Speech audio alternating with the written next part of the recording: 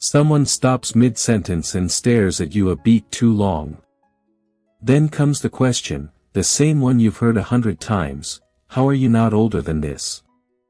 You laugh it off. You say genetics, sunscreen, good sleep. But quietly, some part of you knows it isn't any of that. It's something underneath, something no cream or routine could ever produce. Because the body doesn't just age on its own. It ages on behalf of the mind. And if you've spent your life hearing that you don't look your age, the real answer isn't written on your skin. It's written in how you've chosen to live inside yourself. There are 7 reasons. Sit with them one at a time, because somewhere in this list, something is going to feel uncomfortably personal. The first is this: you never fully grew out of wonder. Somewhere along the way, most people trade curiosity for certainty. They stop asking, stop noticing, stop being surprised by anything. But you kept a small, stubborn piece of that wide-eyed noticing alive. Not childishness, aliveness. And it leaks out through your face without your permission. It's why a stranger can't quite place your age. They're not looking at your skin. They're looking at something behind your eyes that refuses to go dull. The second is heavier. You feel pain, but you don't build a home for it. Most people collect their wounds the way a house collects dust, quietly, in every corner, until the weight of it changes their posture, their jaw, the way they hold a room. You've been hurt too. But you learned, maybe without ever naming it, how to let pain pass through you instead of settling in. And what doesn't settle can't calcify. What doesn't calcify can't age you. Here's the third, and it might be the one that lands hardest. You are rarely anywhere except right where you are. Most minds live like ghosts, haunting a memory or rehearsing a future that hasn't happened yet.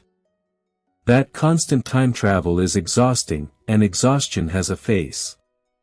But you, more often than you realize, are simply here, in this conversation, this meal, this ordinary Tuesday.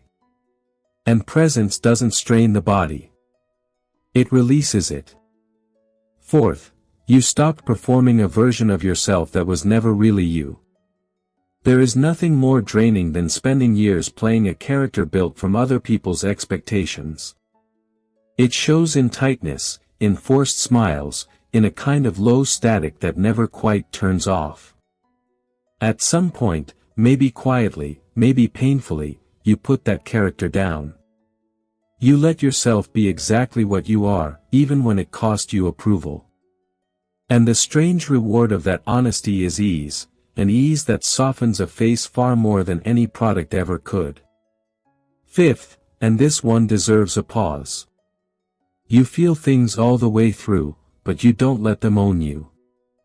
There's an old myth that sensitivity is a liability, that people who feel deeply are doomed to be worn down by it. But there's another way to feel, fully, without flinching, and still walk back out the other side. You cry when it's real. You sit with anger instead of stuffing it down. And because you process instead of bury, nothing rots inside you slowly. Buried feeling ages a person. Witnessed feeling doesn't. Sixth, your mind still asks questions it doesn't already know the answer to. Certainty is comfortable, but it's also a kind of quiet death. The moment a person stops being curious is often the moment they stop being young in any way that matters. You never fully settled into knowing everything. You still wonder how things work, why people do what they do, what you haven't understood yet. A mind that keeps reaching stays limber. And a limber mind drags the rest of you along with it. And the seventh, you are in no hurry to arrive anywhere. So many people spend their whole lives racing towards some invisible finish line, more, faster, sooner, and that constant sprinting leaves a mark. You still want things. You still grow. But there's no panic in it. You've let go of the need to already be there. And something about that quiet patience makes time move differently around you, almost like it forgets to press as hard. So maybe the people who ask how you stay so young were never really talking about your face at all. Maybe what they're noticing is the absence of something, the heaviness most people carry without even feeling it anymore. Youth was never only a number or a mirror. It's a way of carrying yourself through time. And somewhere along the way, without ever announcing it, you decided not to let the world take that from you. So here's the real question worth sitting with tonight, not why you look younger, but what you've quietly refused to give up. If any part of this found you, I'd love to know which one it was.